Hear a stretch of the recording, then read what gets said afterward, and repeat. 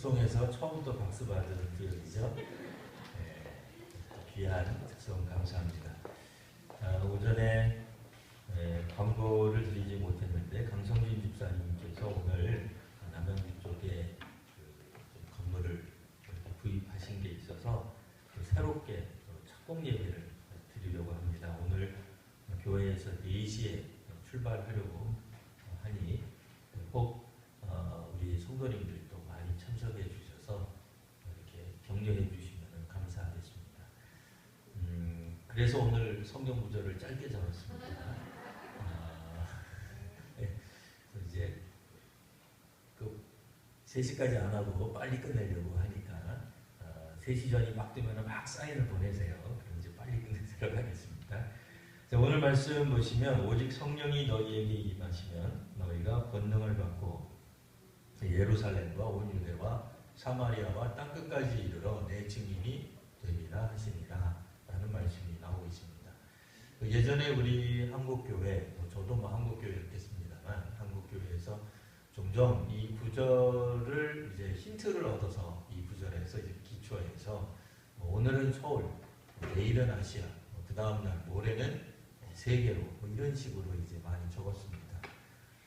근데 사실 오늘 성경 구절은 물론 예루살렘에서 유대, 그 다음에 사마리아 땅끝으로 가 있으니 점점 지경을 넓혀가는 것 같은 그런 구절이겠구나라는 생각을 할 수 있는 그런 어떤 여지가 좀 있기는 있어요. 아주 없는 건 아닙니다. 근데 원래 이 구절이 사용될 때는 이제 예루살렘 그리고 유대 그리고 뭐 이런 우리말 그대로 번역 생각하시면 돼요. 그러니까 이거를 뭐 오늘은 성동구, 내일은 서울, 그 다음에는 뭐 중부 지역, 그 다음에 뭐 남한, 뭐 북한 이런 개념이 아니에요. 사실 예루살렘, 유대, 사마리아를 다 합쳐서 말을 하면 뭐가 돼요? 그냥 이스라엘이에요. 이스라엘은 역사적으로 북이스라엘, 남유다로 나뉜 적이 있었습니다. 그래서 이스라엘 역사 속에서는 남유다가 2개 지파밖에 되지 않아요. 북이스라엘은 10개 지파나 되고 있고요. 북이스라엘의 수도가 사마리아였습니다. 남유다의 수도는 예루살렘이었고요. 그러니까 어떻게 보면 예루살렘과 유대라고 했을 때 이 유대는 남쪽 유다를 뜻하는데 남유다 왕국을 얘기를 말을 하는 거예요.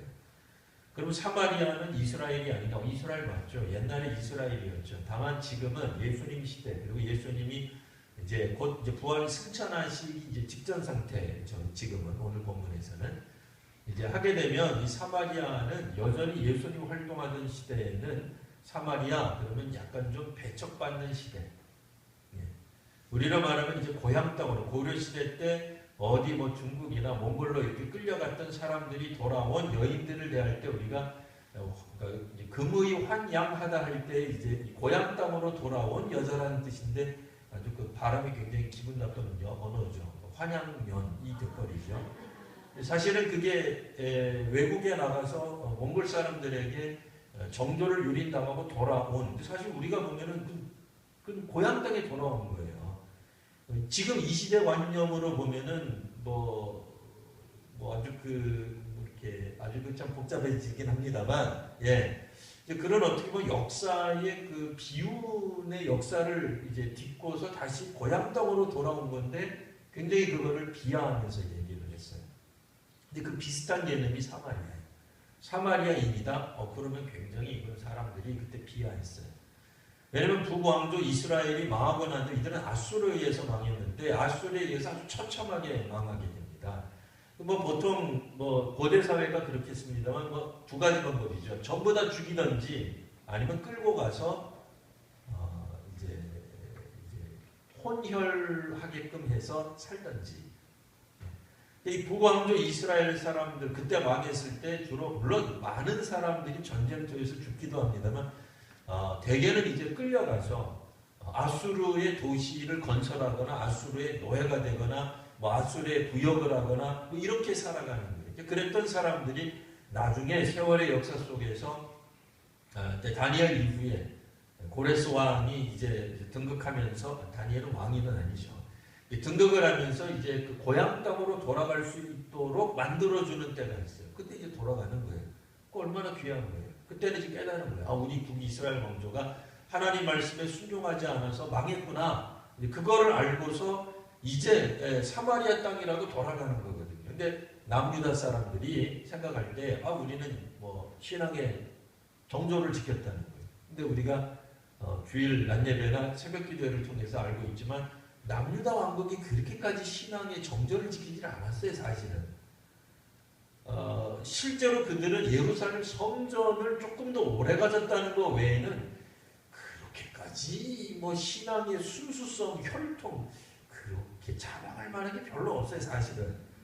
근데 북이스라엘에 비하면 좋은 점수를 받았다. 그건 우리도 인정할 수 있어요. 그러나 전체적인 뭐 우리가 절대평가를 한다 그러면 아닌 거예요. 사실 점수에 안 들어가요. 그러니까 상대적으로 북이스라엘에 비해서 남왕조가 조금 더 좀 뭐 우아한 어떤 그런 신앙적 태도를 보인 것 외에 그다지 뭐 설명하거나 뭐 장점이 별로 없어요. 사실은. 왜요? 솔로몬 때부터 심지어는 르호보암이라고 하는 첫 번째 남유다 왕국의 왕조도 북이스라엘의 왕조가 하는 거 보고 자기네들도 산당을 만들어요. 남유다 왕국.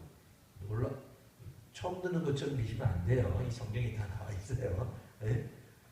그러니 실상은 이 솔로몬 때부터 이 시작되었던 우상숭배의 보편화, 왕조를 중심으로 기가 막힌 거죠. 우리가 바로 왕실, 우리는 왕실이 없죠. 지금 이제 정부, 청와대를 중심, 우리 현재 청와대 그런 거 아니에요. 우리식으로 설명하자면 그렇다는 거예요. 청와대를 중심으로 정부가 나서서 우상숭배를 하기 시작한 게 어느 때로 남왕조, 북왕조 똑같다 그 얘기예요. 그러니 오늘 성경에 나와 있는 게 비록 어떤 그런 이제 나라 개념이기는 하지만 예루살렘이라고 해서 특별한 게 사실은 없어요. 그때 당시 사람들이 가지고 있는 소위 말하는 훨씬 더 순수한 게 뭐냐? 그 예루살렘. 그 다음에 뭐냐? 유다. 그 다음에 뭐냐? 사마리아라고 말할 수 있지. 뭐 이런 정도예요. 그래서 예수님 시대에 오죽하면 예수님이 사마리아 지역을 관통하는 걸 당시 예수님의 제자들조차도 아니 주님 이게 우리가 사마리아를 통과해서 갈릴리로 가는 게 괜찮겠습니까? 라고 물어볼 정도였잖아요. 오죽하면 사마리아에 만난 이 요한복음에 나오는 여인조차 당신은 유대 사람인데 왜 사마리아인 여인이 나에게 물을 달라고 이야기합니까? 라고 말할 정도예요. 사마리아 사람은 이방 사람 아니거든요. 여전히 이스라엘 사람들이, 로마 사람들이 볼 때는, 이방인들이 볼 때는 나 유다나 예루살렘이나 뭐 북쪽에 있는 사마리아나 거기서 거기지 뭐가 틀려요? 똑같지. 외국 사람들이 볼 때 일본 사람이나 한국 사람 똑같아요. 우리가 보면 서양 사람 무조건 뭐다? 미국 사람. 물어보면 아니죠. 미국 물어보면 호주 사람, 호주는 또 어디야? 영국은 또 어디야? 스웨덴은 또 어디? 우리가 볼 때 다 미국 사람. 근데 미국 사람 아니에요. 서양 사람 다 미국 사람 아니에요. 서양 사람들이 이 땅의 사람들은 동양 사람은 다 중국 사람인 줄 알아요. 왜요? 중국이 워낙 숫자가 많아서 그런 거예요. 중국이 유명해서가 아니라 중국 사람이 워낙 숫자가 많아서 그냥 중국 하면은 개죽이 다 걸릴 거 아니에요. 그렇지 않겠어요? 외국에서 서양 사람들이 동양 사람을 만났는데 제일 먼저 말하는 게 옛날에는 일본 사람이냐고 물어봤어요. 일본 사람들 외에는 별로 여행을 잘 안 했기 때문에. 두 번째, 지금은 중국 사람이냐라고 물어보고 왜? 지금은 요즘 중국 사람들도 여행을 많이 해요. 우리가 생각할 때 기분 나쁘죠. 왜 우리는 한국이 아니냐? 한국 사람이면 물어봐라. 소용없어요. 우리가 숫자가 작아서 그래요. 경제가 형편없어서 그거 아니에요. 숫자가 작아서 그래요. 여하튼 예루살렘에서 유대 지역과 사마리아는 사실 따지고 보면 성동구에서 서울이 아니라 그 개념이 아니라 그냥 이스라엘 사실 따지고 보면 그리고 성경에서 보면 예루살렘과 유대와 사마리아와 이렇게 돼 있죠. 똑같은 분량으로 적혀져 있는 거예요. 그러니까 이 성경은 그러니까 오늘은 서울, 내일은 뭐 아시아, 그 다음날 모레는 세계로 가라는 얘기가 아니고 그러니까 우리 교회가 점점 확산되어야 된다. 확장의 개념을 말하고 있는 게 아닙니다. 보통 우리가 선교 역사 그러면 무엇을 생각하겠어요? 기독교 확장사를 생각하죠. 복음이 선포된다라고 하는 걸 뭐라고 우리가 대번에 생각해요? 복음이 선포된다는 것은 기독교의 영향력, 복음, 예수 믿는 사람들이 점점 느는 거를 자꾸 생각해요. 그러니까 오늘은 이거, 내일은 저거. 그러니까 차라리 그 말이 더 맞아요. 오늘은 이거, 내일은 저거, 주복음 전하리가 맞아요. 그러니까 서울이 다 복음화가 끝났기 때문에, 성동구가 끝났기 때문에 가는 게 아니라, 다른 말로 하면 뭐예요? 어디든지 라는 뜻이에요. 어디라도 가리지 말고 라는 거예요. 예루살렘이 가지고 있는 그런 어떤 이 당시 시대에 가지고 있었던 어떤 종교적 혹은 정치적 어떤 특권 같은 게 있습니다. 뭐 예전에 뭐 우리가 뭐 저도 뭐 북한은 안 가봤으니까 빼고요. 모스크바, 그러면 모스크바 주민들이 갖고 있는 상당한 우월 의식이 있어요. 아무나 모스크바에서 못 살아요. 그냥 사는 게 아니라 공산주의 시대였으니까 지금은 뭐 어떤지 몰라도 예전에 공산주의 때 간 건 아니고 공산주의 무너진 다음에 갔는데 이 주민등록증에 주거지가 모스크바인 사람은 굉장한 자부심이 있는 거. 아무나 못 사는 거예요. 예루살렘도 마찬가지예요. 아무나 못 사는 거예요. 예루살렘에 살고 있는 사람들이 가지고 있었던 어떤 종교적, 정치적 혹은 뭐 문화적인 어떤 우월성, 그러니까 뭐 예루살렘만 사람이 특권층이에요. 그러니까 특권층이 되든 오늘 이 시대 언어로 바꾸면 특권층이 되었던 보통 사람이든 열등한 시민이든 뭐 이렇게 되는 거예요. 누구든 상관없이. 전에는 사마리아 사람이면 복음 전할까 말까 고민을 했잖아요. 저는 고민하면 안 되는 거예요. 이제는 땅끝까지, 그러니까 땅끝이라고 되어 있으니까 뭐 이방 사람들에게 복음 증거하는 게 전에는 두려운 일이었어요. 금지 조항이었어요. 예수님 시대에 사람들이 생각할 때에 이 외국 사람들, 이방 사람들을 만나면 어떻게 진다고 생각해서 부정해진다고 생각했어요. 이방 사람들하고는 상종을 하지 않았어요. 오죽하면 사도행전이 기록이 돼서 쭉 지나가다 보면은 베드로도 막 가슴이 콩닥콩닥 뛰어요. 언제? 복음 증거할 때 하루에 수천 명이나 회개시켰는데 그거는 유대인들 얘기예요. 베드로도 한 번에 설교해서 5천 명이 회개하면 뭐예요? 이방 사람하고 밥 먹다가 예루살렘에서 어떤 사람들이 온다, 기독교인이 온다라는 소식을 듣고는 잽싸게 도망갔어요. 그러니까 왜 도망갔어요? 당시에 평판을 두려워하는 거예요. 예수님도 당시에 어떤 평을 들었냐면 여자들 좋아한다. 여자들이 뭐 이게 뭐 여성 편견이 있다는 뜻이 아니라 가부장들, 남성 우월주의 세계. 그러니까 하찮은 거예요. 숫자에도 안 들어가는 거예요. 그런 사람, 심지어는 애들까지도. 예수님 시대 그런 게 실제로 나오잖아요. 애들이 예수님께 축복받기 위해서 나오자 주의 제자들이 나서서 막아요. 어디 감히? 애들은 가라. 이렇게 되는 거예요. 그게 그 시대의 예수님의 제자들조차도 그 시대를 관통하는 세계관을 뛰어넘는 게 정말 어려운 거예요. 근데 오늘 이 폭탄 선언이 벌어지고 있어요. 물론 이제 오늘 본문에서 이제 지역만 나오고 있습니다. 근데 이 지역적 인종 이런 거 안 나오죠. 뭐 남녀 나오지 않아요. 노인과 성인과 뭐 어린아이 이렇게 나오진 않았어요. 분명 오늘 본문은 지역적인 것만 다루었어요. 이것만 하더라도 뒤집어질 노릇이죠. 그러니까 오늘 우리 교회가 가지고 있는 어떤 신앙적 전통, 종교적 전통 혹은 선교적 목표가 있으면 그게 확 뒤바뀌는 거예요. 전에는 있을 수 없는 선교 대상이 나오는 거예요. 전략이 가능해지는 거예요. 그러니까 이 선택받은 이스라엘 선민 공동체들이 가지고 있다. 지난 수천 년 동안 이스라엘 사람들이 가졌던 선교의식, 이분들에게 뭐 선교라는 단어가 구약성경에 나오지는 않아요. 전도 이 단어가 나오지는 않아요. 근데 전도 방식에 있어서는 이방인에게 전도한다는 개념이 없었어요. 뭐 직접적으로 아예 안 나와요. 아주 없는 건 아니에요. 근데 그게 잘 드러나지 않아요. 눈 크기 뜨면 저도 눈이 작습니다. 눈 크기 뜨면 뭐 보여요. 사실은 구약 성경에 없는 건 아니에요. 있어요. 있는데 보통 우리들이 교회에서 이야기할 때 구약 성경 시대에는 이스라엘 사람들만 구원받았다 이렇게 말한단 말이에요. 근데 사실 꼭 그렇진 않아요. 근데 어쨌든 근데 이스라엘 사람들도 그렇게 생각했던 건 맞아요. 자신들의 선택받음을 자신들에게만 선택받은 걸로 여겼던 건 맞는 것 같아요. 여하튼 이제 이스라엘, 주로 예수님의 12제자들의 출신 성분, 좀 치사합니다. 그들의 출신 성분을 보면 기본적으로 다 이스라엘 사람입니다. 이방인 출신이 없어요. 다 유다 출신이에요. 기본적으로. 그러니까 이 이스라엘 출신인 예수님의 제자들이 가지고 있었던 선교에 대한 인식, 복음의 확장에 대한 인식이 지리적으로 막혀 있었어요. 근데 그거는 그들이 먼 세계를 경험 못했고 해외를 경험 못했었기 때문이 아니고 오래된 어떤 신앙적 전통 같은 것에 매여 있었던 거예요.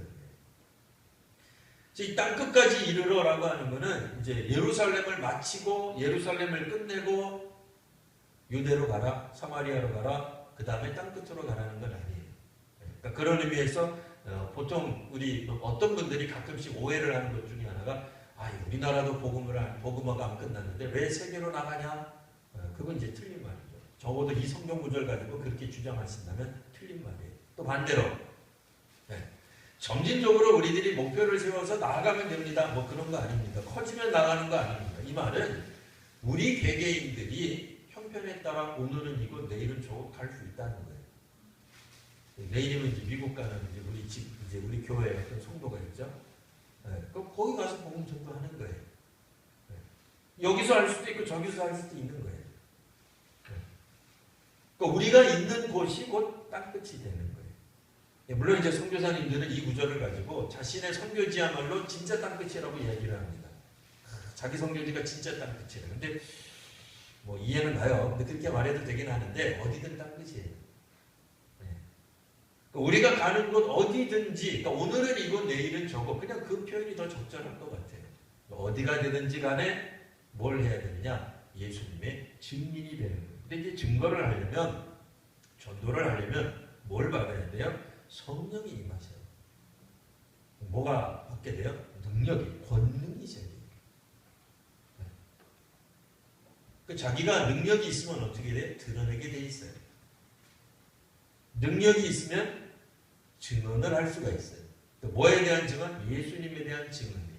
이 예수님은 어떤 예수님이냐면 죽음에서 부활하신 예수님에 대한 증언이에요. 이 증언을 할 수 있어요. 정말 어려운 얘기예요. 왜요? 우리가 안 죽어봤거든요. 우리도 종종 헷갈려요. 내가 과연 죽으면 천국이 있을까? 내 존재가 사라지는 건 아닐까? 차라리 이참에 불교로 귀의해서 다음번에 생을 좀 이렇게 좀 기대하는 게 안 나요. 왜? 자기가 생각해보면 이번 생은 좀 아닌 것 같아서 다음번에 왜 윤회라고 하는 게 있어요. 너무 자세하게 설명하면 저거 목사만다 이렇게 생각할 수 있으므로 여기까지만. 네?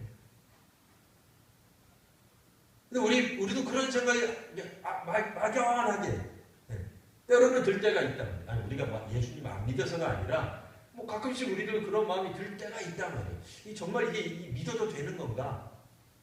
정말 혹시라도 우리가 죽고 난 다음에 저 세상이 하나님의 말씀하시는 하나님의 나라가 없으면 어떡하나? 차라리 로마 카톨릭이 말하는 것처럼 연옥이 있는 게 좋은 거 아닌가? 뭐 그런 생각 들어요. 왜?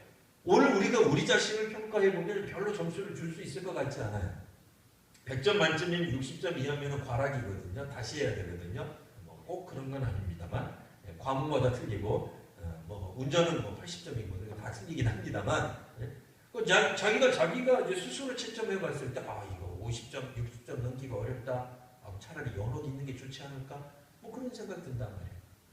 자, 이럴 때 오늘 성경 말씀은 뭐라고 말씀하시냐면 능력을 받으면 어디서든 예수님의 증인이 되는 그 어떤 증인? 예수님이 죽음에서 부활하셨다. 예수님이 우리들에게 주시는 새로운 어떤 신앙관이 생기는 거예요. 그러니까 구약의 백성들에게도 물론 전혀 없었던 건 아니에요. 구약의 백성들이 하나님 나라에 들어간다, 하나님 품에 잠긴 그런 개념이 전혀 없었던 건 아닌데 신약시대 예수님의 부활 이후에 나타나는 것처럼 아주 그냥 명확하게 드러나는 신앙과는 이건 예수님이 부활하시면서 나온 거예요. 예수님이 승천하시면서 그 사명을 맡기시는 거예요. 오늘 우리들의 선포의 주제는 예수님. 그리고 예수님의 죽음에서 부활하심을 말할 수 있어요. 이게 우리 전도의 주제예요, 사실. 얼마나 어려워요. 상상해 보셨어요?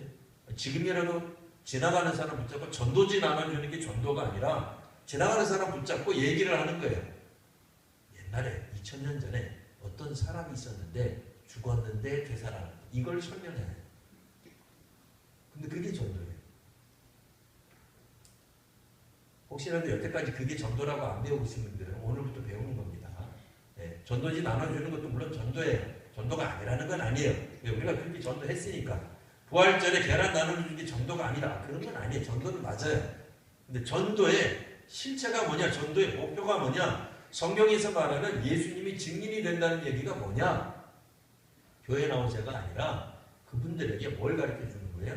2000년 전에 나사렛 예수가 이 땅에 오셨는데 그분이 죽었다가 살아나셨다는 것에 대한 증인이 되는 거예요.